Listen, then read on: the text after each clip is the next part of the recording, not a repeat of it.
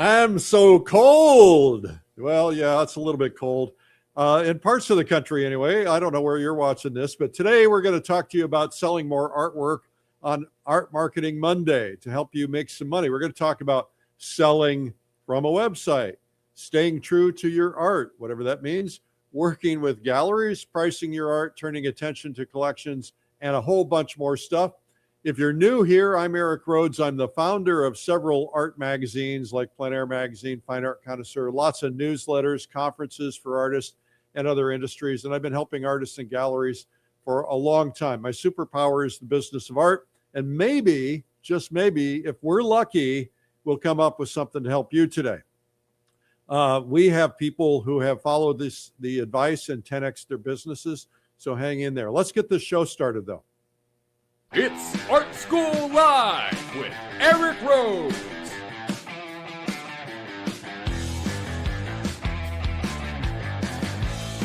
Now, here's your host, Eric Rhoads.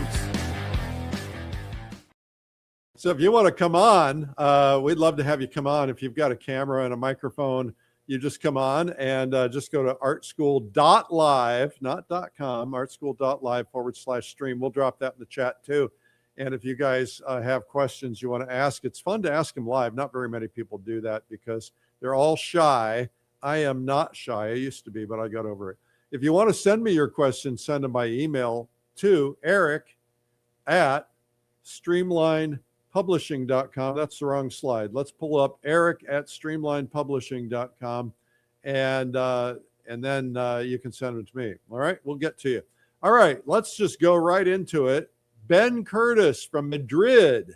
Ben, you're living the dream and you don't even realize it. Okay, I am a plein air painter living in Spain. By the way, I got to tell you guys, Spain has a massive plein air movement, maybe the second largest. Well, though I think the first largest, America is the largest, China is the second largest, Spain, I think, is the third largest. But maybe you guys want to debate that. Anyway, Ben says, I'm a plein air painter living in Spain. I've had some early success selling paintings directly through my website to people who already know me. How would I recommend growing art sales from there, especially if Instagram isn't my main focus? Well, listen, this is a tough question. You have asked me a really tough one, and I don't know if maybe you're going to stump me. Well, let's see.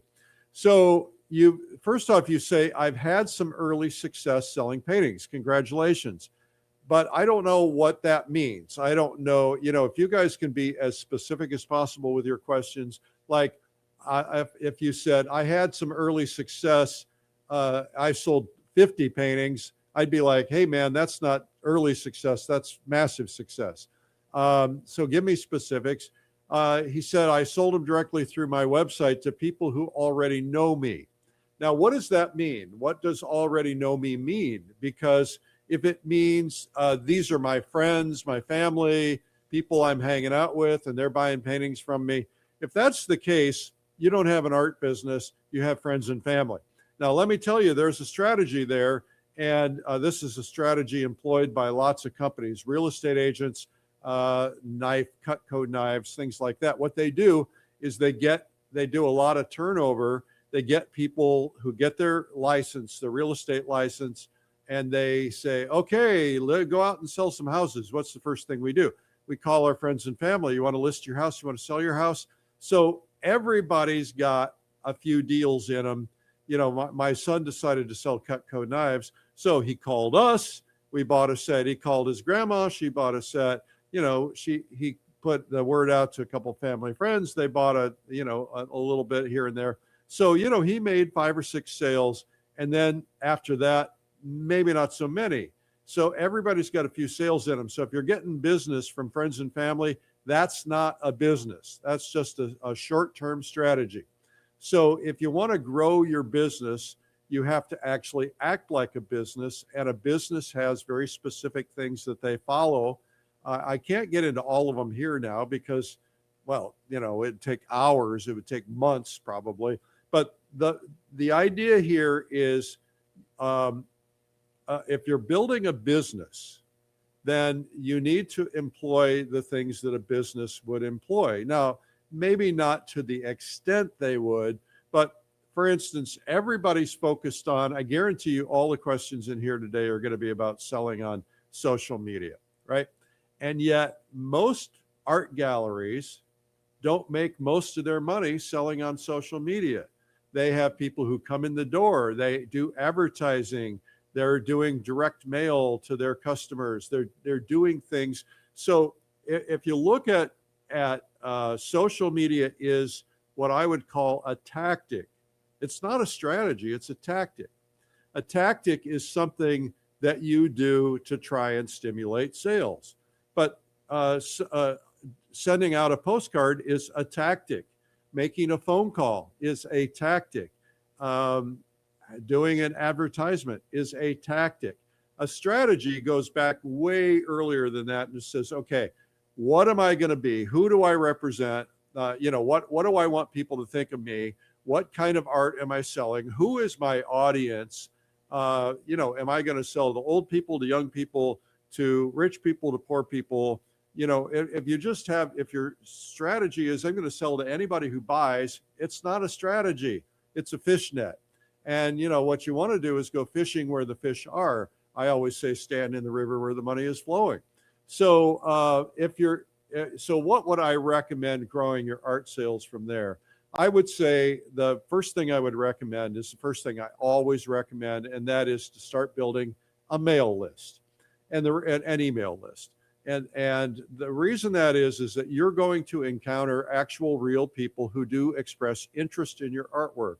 And you want to say, hey, would you like to be on my newsletter so I can send you new paintings that get released from time to time?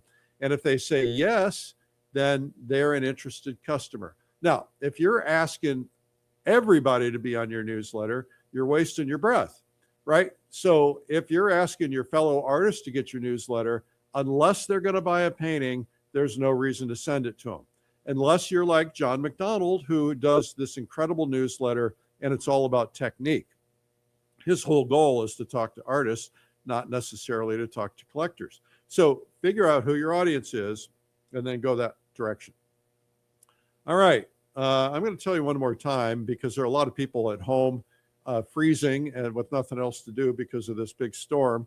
So one more time, if you want to come on live and ask a question live, just go to artschool.live/stream. Now we'll put that in the comment from time to time, but I'm not going to show it to you again. All right. So, and that's how you do that. Paula M. from Illinois. How do you get into a gallery? And how do you know if you're lowballing yourself, asking for too little a price for your work? Will doing that also give a bad impression of your work? All right, so those are three different questions. They're somewhat related, but let's first off talk about how to get into a gallery. So put yourself in the mindset, anytime you want to figure out how to accomplish something, put yourself in the mindset of the person that you're going after. All right, so what is life like for a gallery owner or a gallery director? Life is insane. First off, you've got all these paintings on your walls that you've got to figure out how to sell. That means you've got to have a strategy, right? Your strategy might be what we talked about. It might be advertising, it might be promotions, it might be special shows, it might be a lot of different things. You got a lot going on. You're trying to figure out how to pay the bills, pay the rent. I have an art gallery friends, their rent is $25,000 a month. They have to sell $25,000 a month before they make any money. That's insane. So, and they got to pay these enormous light bills because, of course, lights are expensive. LEDs have helped that.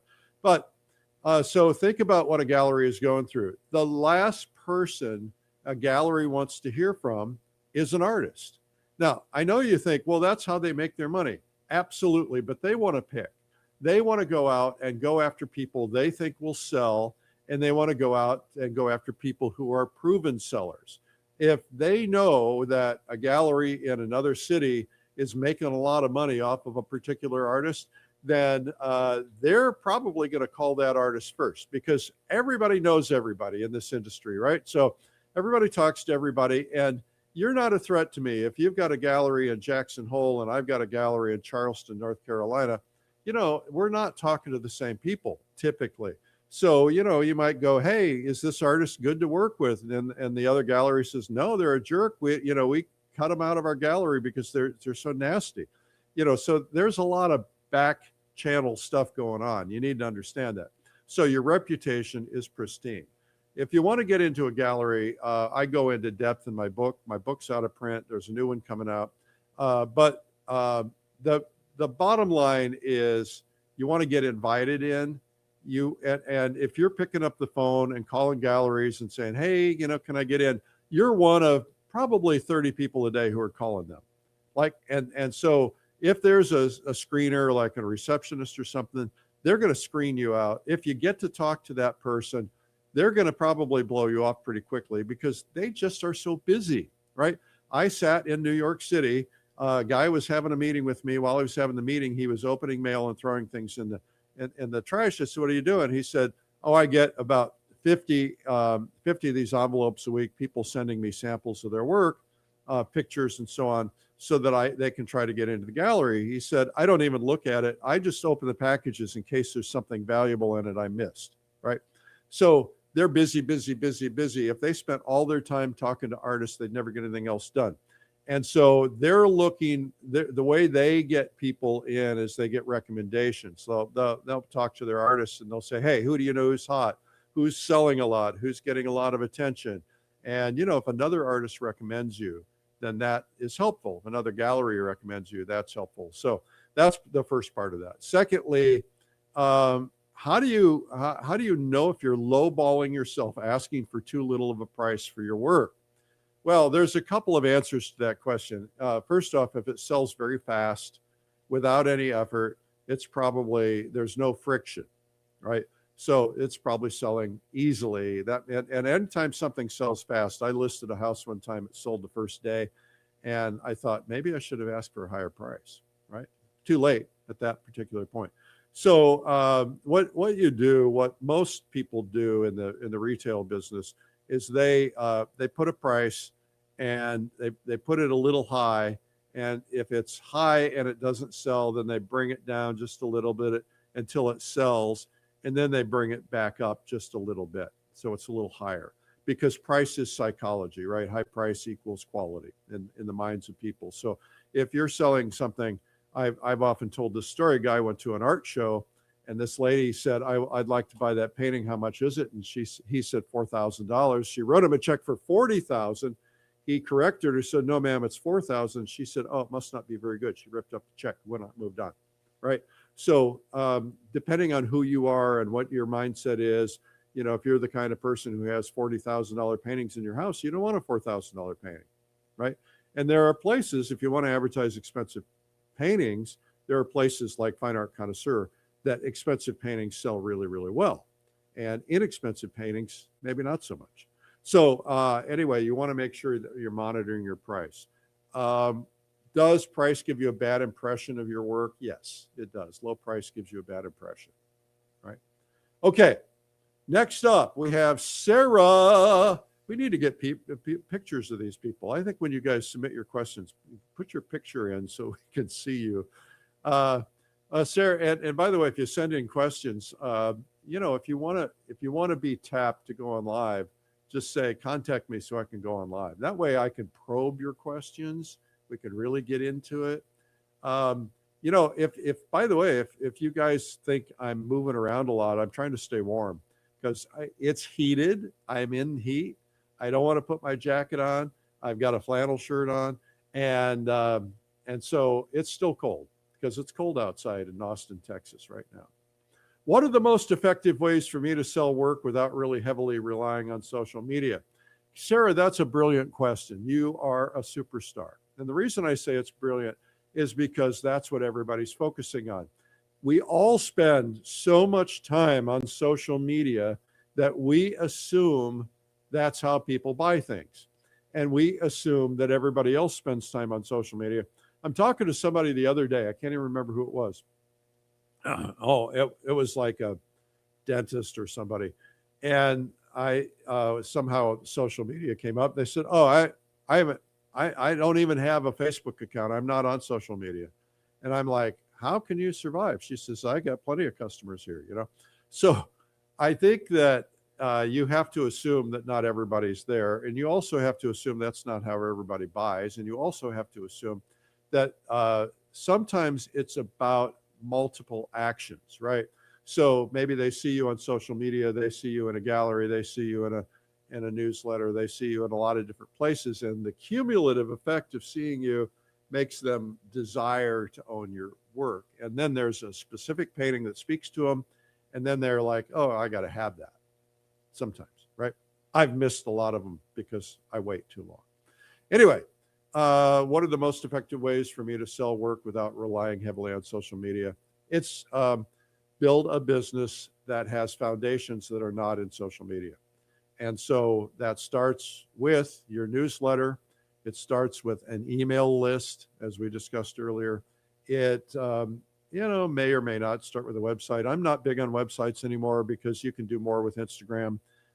Mostly, you can still use websites, but the problem is everybody thinks a website is going to make them rich and solve their problem, and it rarely does. All right. Next up, Melissa G. Give me your last names, guys. Melissa G. in Somerville, South Carolina. What's the biggest marketing mistake you see artists make when they're just starting to sell their work? I see a lot of marketing mistakes, Melissa. There are too many to list here. But I would say the biggest one is underpricing your work. We are all so darned insecure that, and I was that way too. My first art gallery, it's like, I really was afraid, right? I didn't know if anybody would buy my work, but because I do what I do and I know what I know, I went to the art gallery owner and I said, what's the most expensive piece in the gallery? And she told me. I said, I want my prices to be higher. And she said, Eric, you know, nobody knows who you are. You're new. You're not established. You don't have a brand. And, and a lot of stuff like that. And I said, that's okay. Do it anyway. She didn't want to do it.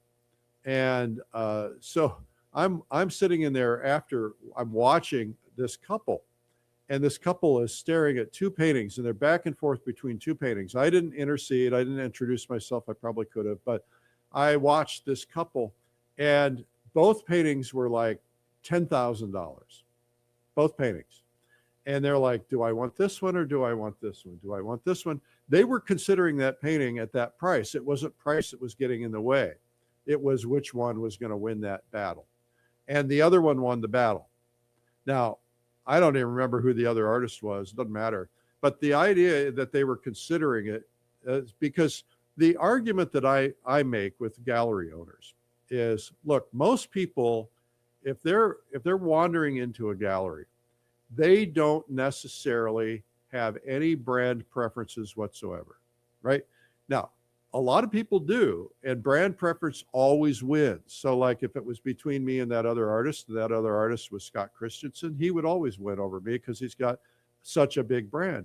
But most people walking into a gallery, they go to Santa Fe or they go to South Carolina or they go to wherever, they go to Charleston, and they're wandering into a gallery. They're having a nice weekend, and they're just celebrating an anniversary or a birthday or something. And they're kind of looking, and they're going into art galleries, and they see something they love, they buy it.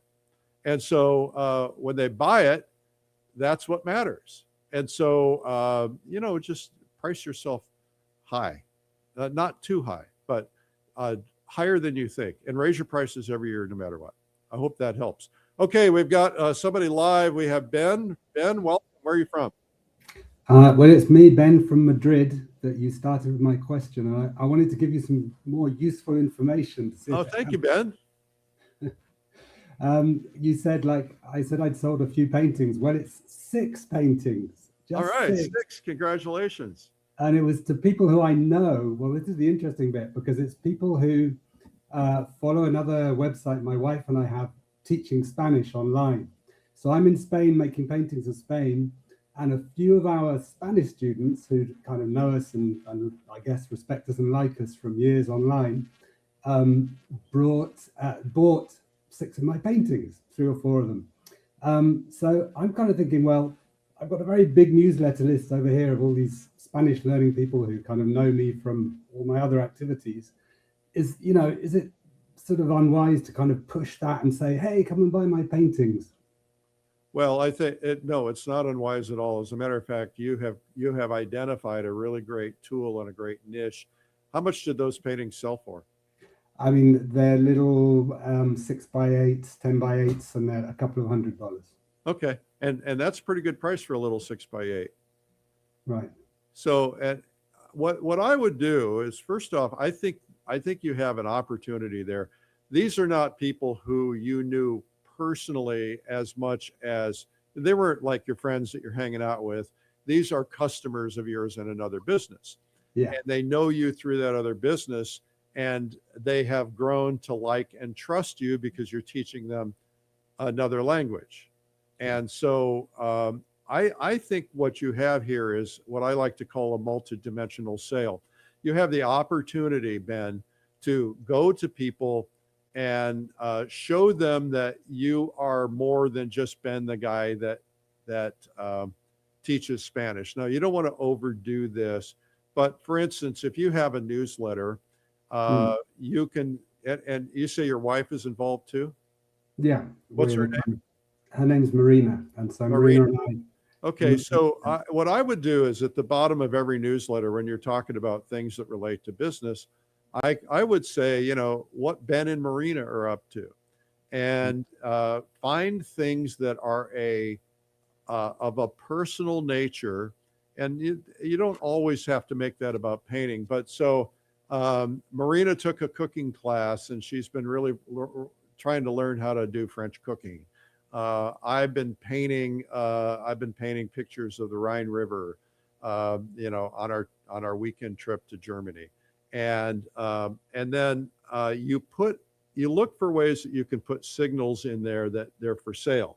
Now, you can be so bold as to say, hey, these are available for sale. But if you can find a more subtle way to do that, it's probably stronger. So if you said something like, by the way, I want to thank Mary and John, some of our customers who bought a couple of my paintings. That's right. All you got to do. Or if you, even better yet, if you have a picture of Mary holding up her painting and John holding up his painting. So what that does is you're implanting the idea that these paintings are for sale. So here you are, Ben, painting. You've got some pictures of you painting, and then you put some pictures of some of your paintings on there. People will get to the point where they look forward to that. They want to see that, and it will, that could become your whole business. You could make all the art sales you want just by doing that. You said you've got a big email list. How big is it? Well, in the Spanish teaching business, it's like 14,000 people. That's huge. And are they local? Are they people living in Spain learning Spanish? No, they're mostly people in the US and the UK. And they're online learning. Yeah. And they're mostly kind of 50 plus retired professionals or retired professionals. So that's a great idea. As a matter of fact, I'm going to go spend 5 weeks in Italy. I need to find somebody to teach me Italian. That's a great idea. So that I would say that's you could build a whole business around that. And you want to kind of get feedback and ask ask once in a while, or let somebody say, if you're being inappropriate or something. But I think if you do it, as long as it's not, you're not being too heavy about it, you just every once in a while you say, hey, here are my latest paintings. You want to see more? Here's my website. I think that would work really well for you. Okay, fantastic. Thank you, Eric. Yeah, thank you. That was very helpful. Okay, thanks. Great. Thank you, guys. So before we continue, I'm going to continue on with some more questions here in a minute. And what I'd like to do is just to tell you that the big Plein Air Convention is coming up. I've got something I want to play for you real quickly. Watch this. If you're like most painters, you sometimes wonder if you're good enough to grow, good enough to paint alongside others, good enough to take a leap like this. I want you to hear this. Every master once felt exactly the way you do. The Plein Air Convention isn't an elite retreat. It's the world's largest gathering of plein air painters, but it feels amazingly small. 5 stages running at once means you're never lost in a crowd. You pick the demos you love, you move freely between rooms, you learn at your own pace. Unlike other art conventions where every session is an upcharge, PACE gives you complete access to everything. Every stage, every demo, every session, all included for one price. Other conventions make you pay for every session you attend, and you can't change if you don't love it. At PACE, all sessions are open to all people. Included in your price, you'll find small groups forming naturally. Beginners painting next to other beginners or alongside great masters. Strangers become friends within minutes. At PACE, everyone is an equal, welcomed, supported, and encouraged. No one here judges your skill level. Everybody remembers what it felt like to be new at painting. And here's the best part of the event. You don't ever need to feel alone or to paint alone, not even for a single minute. PACE becomes your tribe. The friendships you make here can last a lifetime. You know what? It's a very comfortable atmosphere. People are all very, very friendly. It's a wonderful experience. I mean, it's a wealth of information. Then we go outside into the incredible beauty of the amazing Ozarks. Dramatic light, peaceful afternoons, and views that beg to be painted. And you're painting shoulder to shoulder with some of the greatest living artists who have become your newest friends. If you've been waiting for the right moment to grow, to connect, and to feel inspired again, this is it. Join us for 5 life-changing days at the Plein Air Convention and Expo. Seats are limited, so register now and don't miss your chance to discover what you're truly capable of.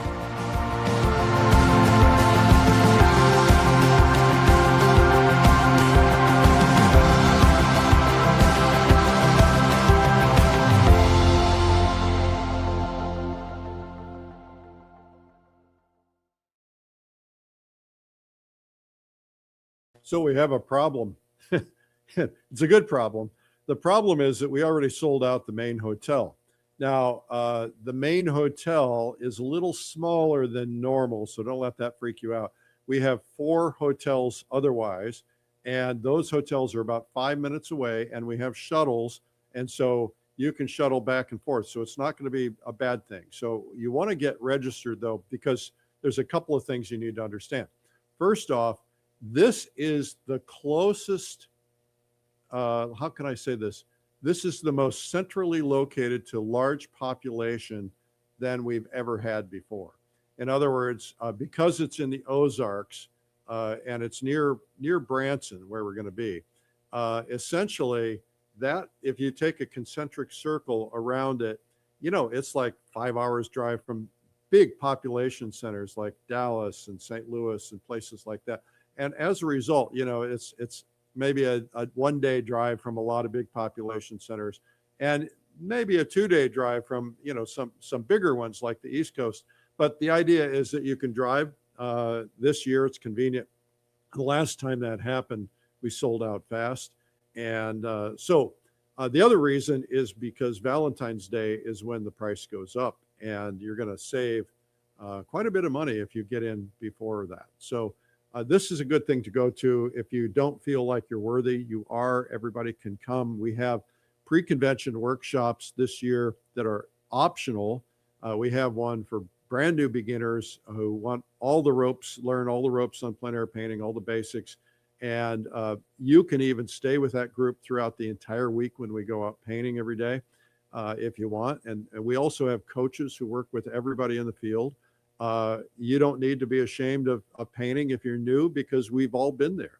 And then secondly, we have a pre-convention workshop with Andrew Tischler from New Zealand. This is his one and only US appearance where he's going to be doing a workshop. Third, we have the great Thomas W. Schaller teaching a watercolor pre-convention workshop. And he also and others will be on our watercolor stage. We have 5 stages. So it's pretty cool. You need to do it. That's really a great, exciting adventure. Everybody's really friendly. It's pleinairconvention.com. Okay, now next, I just want to tell you I've got a free ebook for you. actually a free video for you. It's called 97 Incredible Art Secrets. 97 Incredible Art Secrets is about a 2-hour video, and you can get it instant streaming, or if you want a DVD, just pay the shipping, which is not much. And just go to 97artsecrets.com/ASL. And if you're not a subscriber to this program, make sure you do that. Subscribe just by going to YouTube. Now, you may be watching on a lot of other platforms, but go to YouTube and subscribe. We've had 22 million views on YouTube so far and a lot of followers. We just need more. And you can help us with that. Plus, you'll get notified. So just YouTube, look up Art School Live. Okay, now we're going to go back to questions. If you guys want to come on live, you know how to do it. James Miller from Butte, Montana. See, James gave us his whole name. Congratulations, James. Can you talk about the fear of success? I do pretty well in selling my art, but I am scared of committing to it fully, worried that I will fail and worried that I will do well, or worried I will do well and it takes over my life, but I want to succeed at the same time. Man, oh man, you've got some stuff going on there, James. That's a great question. Thanks for having the courage to ask that question. You know, our brains control everything. Let's start out though. I go through this whole exercise when I coach people. I'm not going to give you the whole thing because we don't have the hours that it takes. But the first thing you do is you get a pad of paper, like a yellow tablet, and you put a line down the middle, and you put want on one side and don't want on the other side. Are you with me? All right. Now what you want to do is fill out don't want first. So whatever don't want is. Now, when I went through this exercise originally, I just had kids. I did not want to do a lot of travel. I didn't want to be away. So if I had travel, I would try to get there and back same day or as quickly as possible. So I didn't want to be away from my family.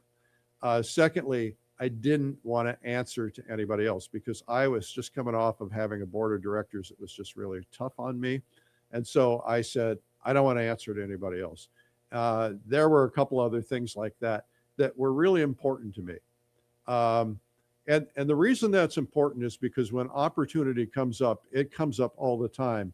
I had this guy called me and he said, you know, he was a headhunter or something. He says, we would like to bring you in to be the CEO of our company.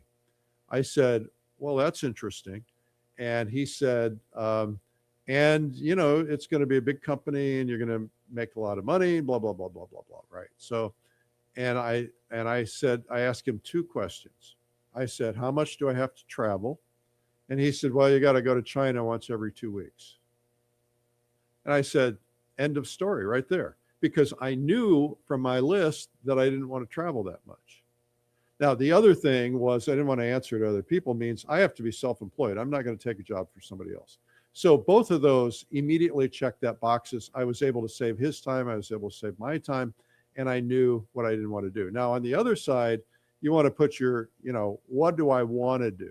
Now, you sound like, James, like you want to do art most of the time, which probably means you've got another job, but you're scared of committing to it fully because you're worried you will fail or worried it will take over your life. So define that in your list. What does take over my life mean, right? In other words, I don't do art full time, and I don't think I could do art full time because I have other things that I'm also interested in doing, and I can't get those things done if I do art full time. So for me, I say, all right, I'm going to send off, 8 or 10 paintings a year to the galleries. It's a way to experience that. My stuff is, I'm not prolific. I'm painting a lot, but I'm not finishing a lot of stuff. So the things that I mail out to the galleries, they're few and far between. And that way I don't have to spend a lot of time packing paintings and framing paintings and going through everything that is part of that. If I were full-time, I'd be happy to do it, but it's not what I want to do. I don't want it to take over my life. I want to be able to continue to do a YouTube show and do the Plein Air Convention and do my artist retreats and all that stuff that I do, paint tube TV. And so I can't do all of that and do the other first. So setting those priorities first is helpful. And as far as your head, look, fear is something you have to master. If you control your fear, you will succeed as high as you want to go. Fear is there for a reason. It's there to protect you, but it's also there for you to really evaluate that. Why am I fearful of this? Why am I fearful of selling my art? What is it about selling my art that scares me? What if I fail? Okay, that's one. What if I fail? What is the other one? What if I succeed? What does it look? So define what success would look like and ask yourself, am I good with that? And if you're not, then maybe you do this part-time or you do some other solution to that, James. All right, hope that's helpful. Jessica in Boulder City, Nevada. How important is having a personal story or narrative behind my work when it comes to marketing and sales? Well, Jessica, one question I get all the time from artists is what should my artist statement be? And there's somebody out there who's just pushing this idea of artist statements. It's like, I don't know. I don't get it. It's just, to me, it's empty words. There's a lot of things out there in marketing that are empty words. I think a personal story is a different thing, though. So people love to hear the stories behind things. Stories have been selling for years. I mean, the Bible has been, was communicated years over many hundreds of years because stories are memorable, whereas facts are not memorable, right? Sometimes facts and stories are memorable. So I think that having a really great story, a narrative behind why you paint, what makes you different, how do you stand out? So my story, I have a story that I always tell. My story is not about my painting as much, but my story is that I wanted to learn to paint because I painted with my mom when I was a kid. I went to the store, I bought a bunch of stuff. It didn't work out very well. I was not succeeding. My wife bought me a lesson. It was a terrible experience. And so I gave up. And then I got stuck in a taxi cab.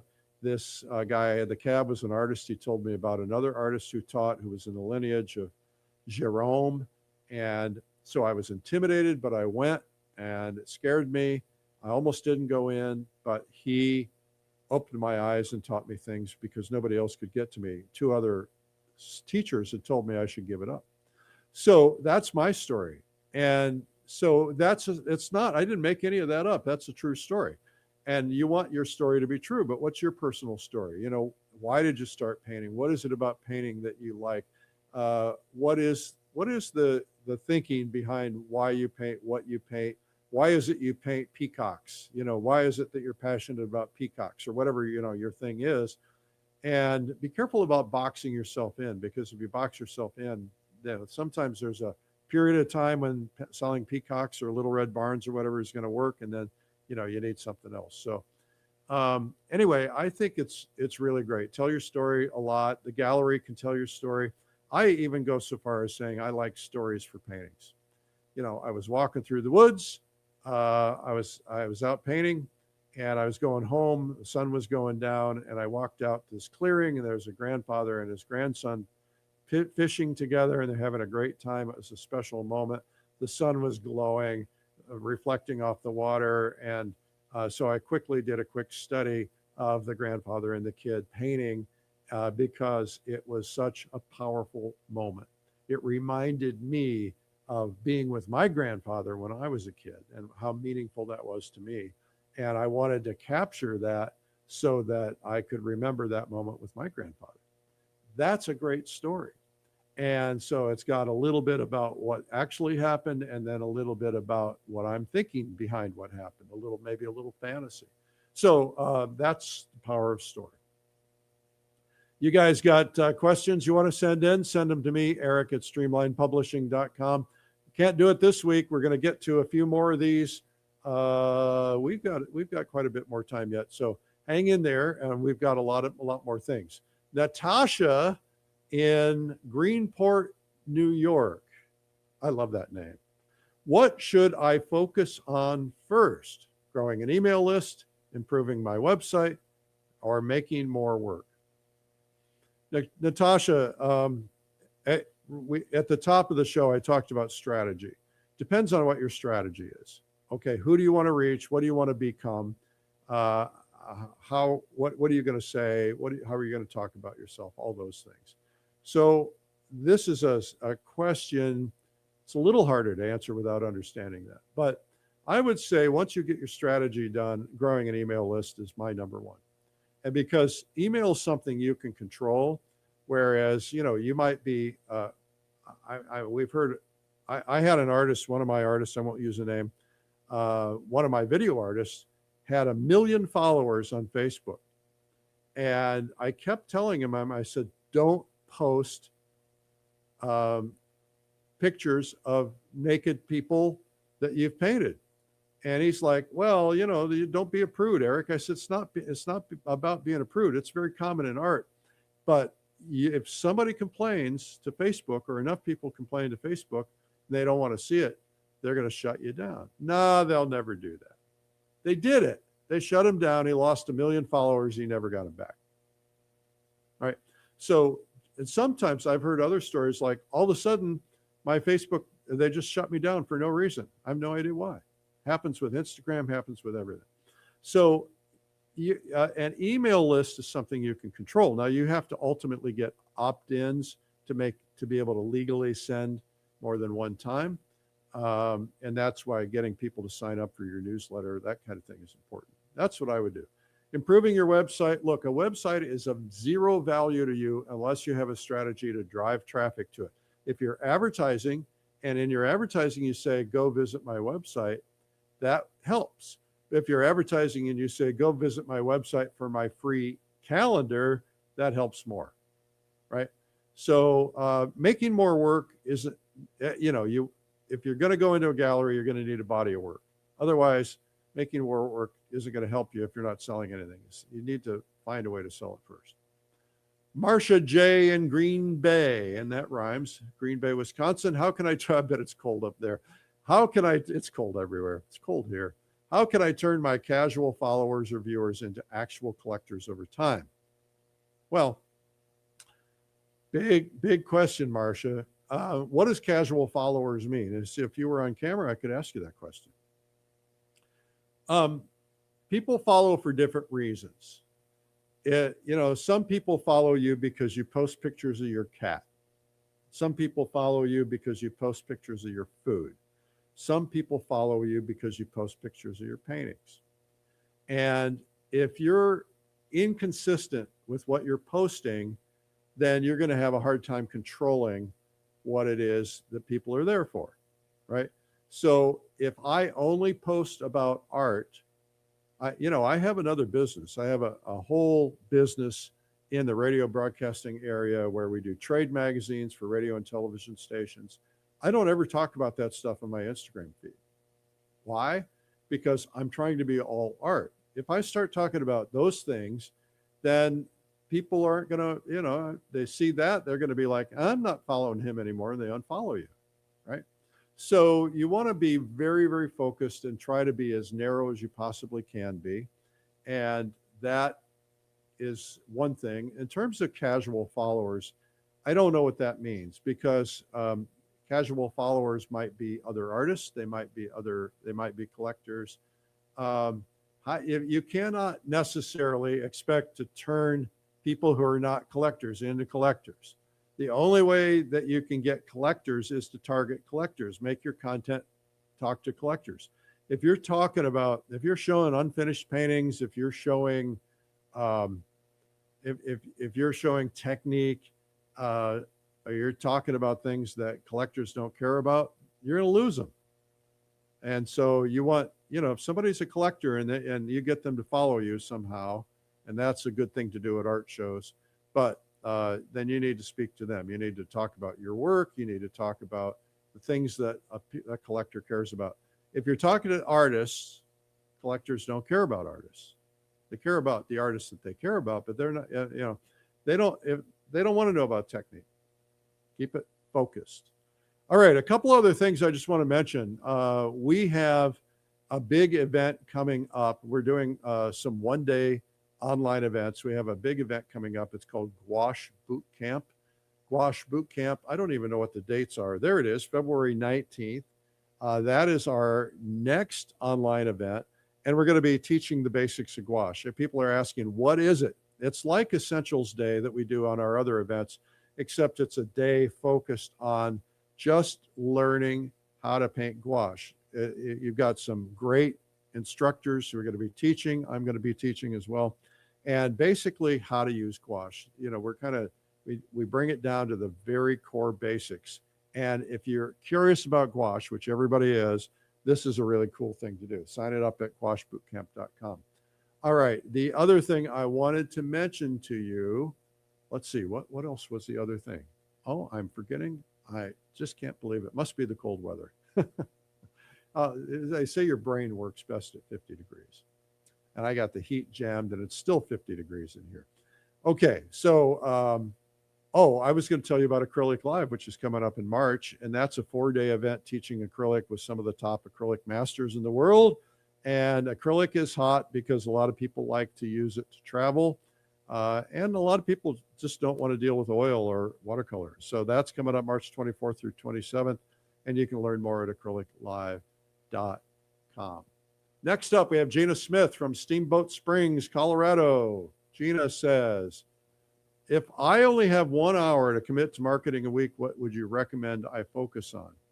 Gina, it sounds like you're a busy person. I always say this. The amount of time that you devote to marketing determines the seriousness of how serious you are about your business. And if you're only giving 1 hour a week to marketing, you're not very serious about your business. And you say, well, yeah, I am. And say, well, how can you get more hours? I believe that when you're starting out, when you're starting to market, you need to spend 30 to 40% of your time, and that's probably for the first year, focused on how to get people to know you, brand yourself, how to get seen, how to get visible, how to market yourself, and constantly focusing for the first year. If you do that in the first year, then you can back off to 20% after that. And that's 20% of your time focused on marketing all the time, right?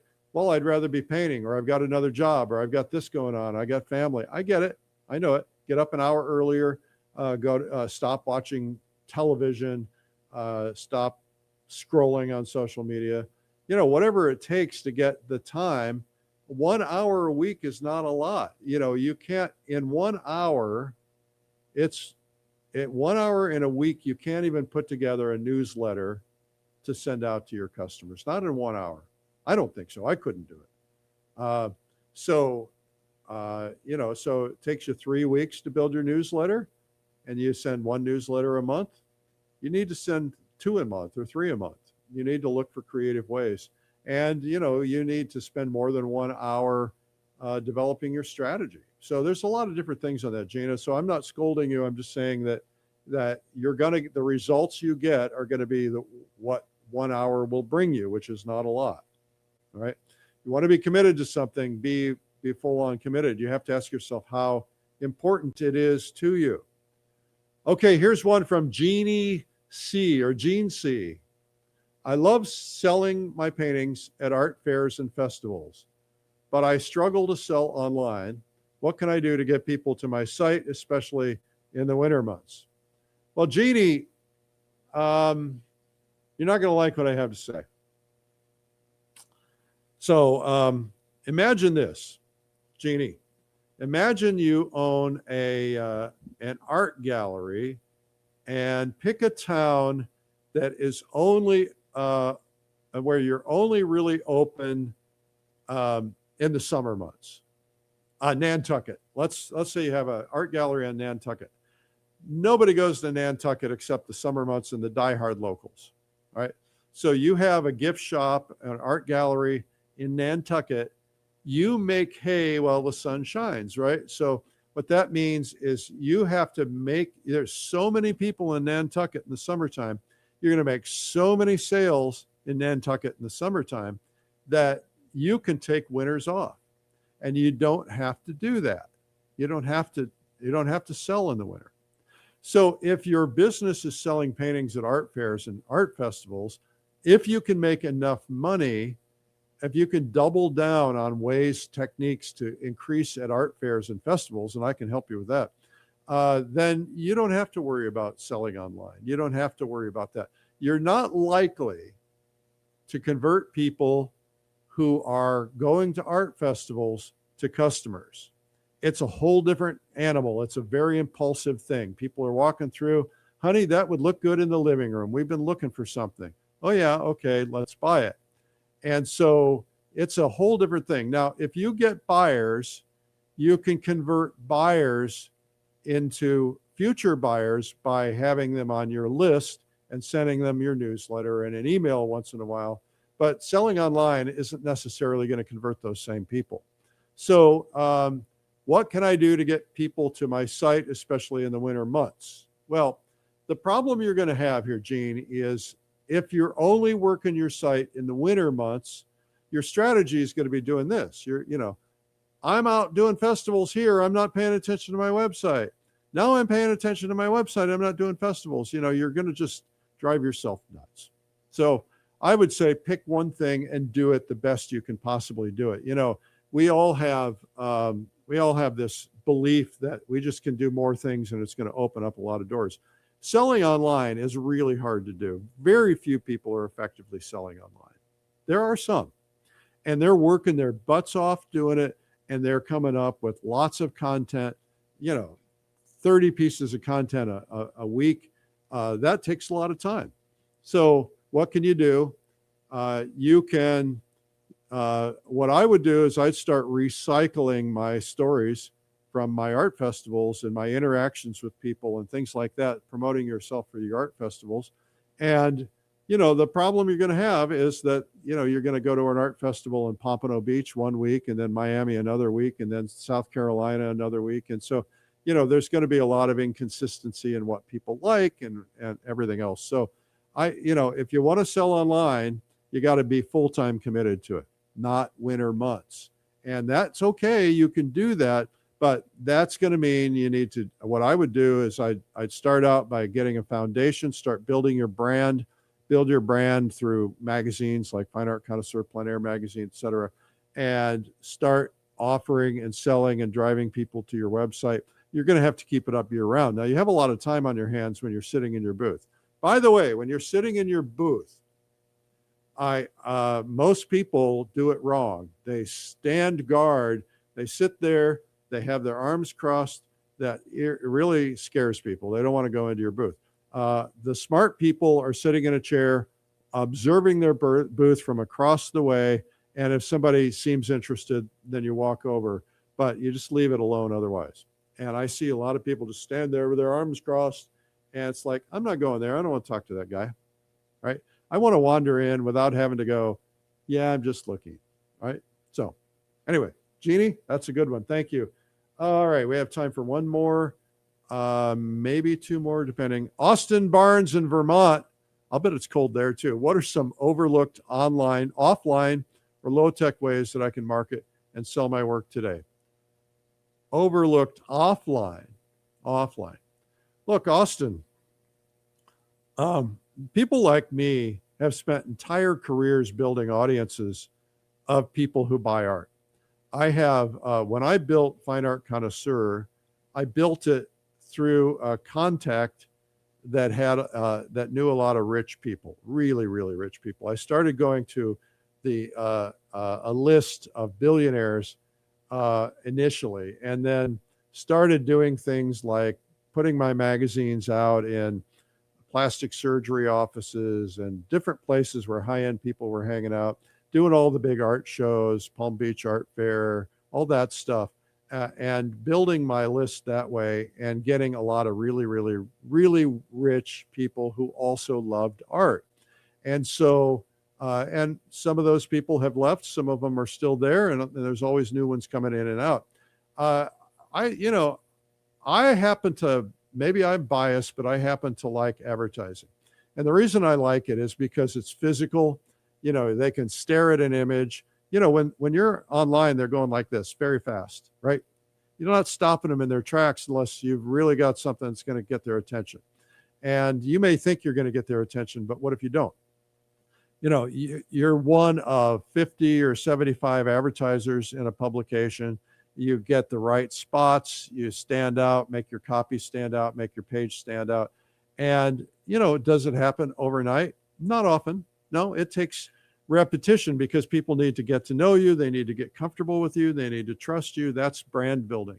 And when you brand build, I've got an artist who started brand building 10 years ago, a major brand today, that the stuff works a lot better today than it did in the first year, because the first year is always a little clunky. But that's what you do, is you invest in your branding, and then you get in front of audiences that have the money and they happen to love artwork. You're in now a very, very special place. So if you were to say, oh, well, I want to be in a bigger audience, I want to be in People Magazine. And People Magazine has, 50 million people watching it. Well, first off, you couldn't afford it. I couldn't. Secondly, there's nobody in there that you know of as an art person. They have a big audience, but that's all that matters. So then you go, well, I think I want to be in an art magazine that has a big audience. Be careful about that, because here's what happens. I don't claim to have giant audiences. I claim to have a very, very serious niche. And when you have giant audiences, I'll tell a story. I won't use names because that wouldn't be fair. But we were at a conference, a publishing conference, and we ended up meeting the guy who ran circulation for one of our competitors. And he was drinking and was talking out. He shouldn't have ever told us this. And he said, we created a big problem for ourselves. We decided that we needed bigger audiences. And so we started offering low-cost subscriptions. And he said, we discovered something. People who go for bargains are not the same people who are buying art. He said, so we were often offering $5 subscriptions and bargain subscriptions. And then we drove our numbers up to 50,000 people. But we had to, first off, we were losing money on every subscription. We had to fulfill it, hoping they'd come for the second year, third year, but at a higher price. And we ended up spending all this money. We had all these people we had to send magazines to. None of them ever bought anything. The advertisers didn't get any results. And we just royally, I was going to use a word I can't use. We just kind of caused a problem for ourselves. So, I always focus on rich people who buy art, the kind of art that I like. If you're advertising traditional art in a modern art magazine, it won't work for you. Your belief is, oh, it'll stand out, except everybody there loves modern art. They don't love traditional art. Everybody in my magazines, they love traditional art. They don't love modern art. Maybe they have a little in a different house or something like that. So keep that in mind. That's very low tech. Now, we do have, our newsletters have a couple 100,000, and they're people who love art. So you can get high tech with that too. All right, let's see here. All right. Kim P., Lady Lake, Florida. How do I know if I'm pricing my art fairly? Is there a general pricing rule based on size, medium, etc.? Some artists will do a square inch price.